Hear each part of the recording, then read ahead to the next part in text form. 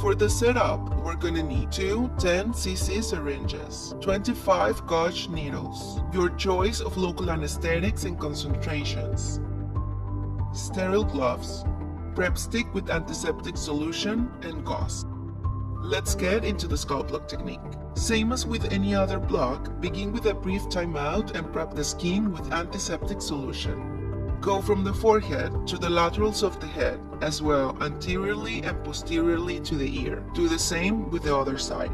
This technique involves 7 nerves on each side. I'll be using a total of 20 ml of local anesthetic. Although higher volumes has been described, it's always a good idea to calculate the toxic dose, especially if local skin infiltration is planned. For the anterior and frontal part of the scalp block, start with the patient's head in a neutral position.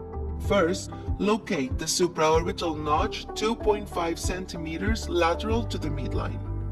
Use your non-injecting hand to palpate the superior border of the orbital rim. Keep your finger in place to control the block spread and to protect the eye. Insert a 25 gauge needle perpendicular to the bone, 1 centimeter above the notch. Aspirate and inject 1 ml of local anesthetic to block the supraorbital nerve. At the same injection site, flatten the needle and advance 1 centimeter towards the midline to reach the supratrochlear nerve. Again, aspirate and inject 1 ml of local anesthetic. As a recommendation, after each injection, gently massage the area for even distribution.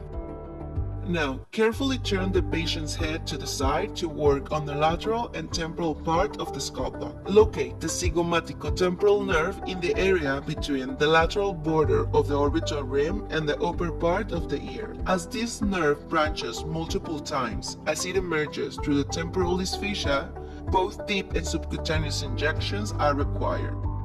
To start, palpate the orbital rim and create an imaginary line to the ear. Half along this line, or 1.5 centimeters behind the orbital rim, advance the needle at 90 degrees till bone is contact. Aspirate and begin with a deep injection of 1 ml of local anesthetic, followed by a superficial injection of 1 ml. Massage the area for better coverage. Move towards the ear and identify the tragus. The auriculotemporal nerve is located 1 centimeter anterior to the tragus, and it's posterior to the superficial temporal artery, above the level of the temporomandibular joint.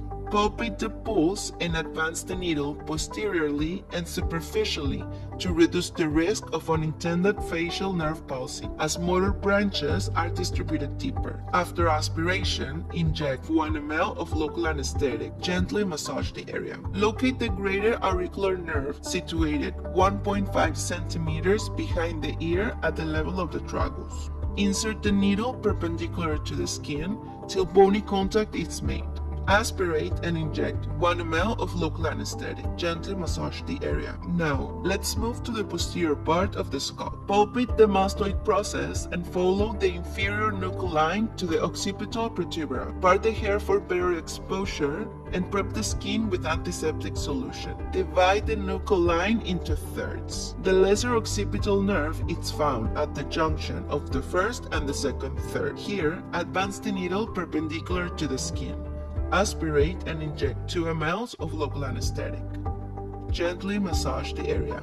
Finally, the greater occipital nerve. Locate the greater occipital nerve between the second and the third thirds. An important landmark for this block is the occipital artery, as both may be found close in proximity to one another. If you can palpate the pulse of the occipital artery, insert the needle 1 centimeter medial to it. Aspirate and inject 2 ml of local anesthetic. Massage the area. As an additional technique that complements the scalp block, consider the superficial cervical plexus block, which is where the greater auricular and lesser occipital nerves originate. This plexus can be blocked using anatomic landmarks or ultrasound guidance. For the anatomic reference, draw a line between the mastoid process and the suprasternal notch. This area corresponds to the posterior border of the sternocleidomastoid muscle. Prep the skin with antiseptic solution. Along the middle third of the line, use a 25 gauge longer needle to inject 5 ml of local anesthetic subcutaneously. This plexus block can be used for different types of surgeries,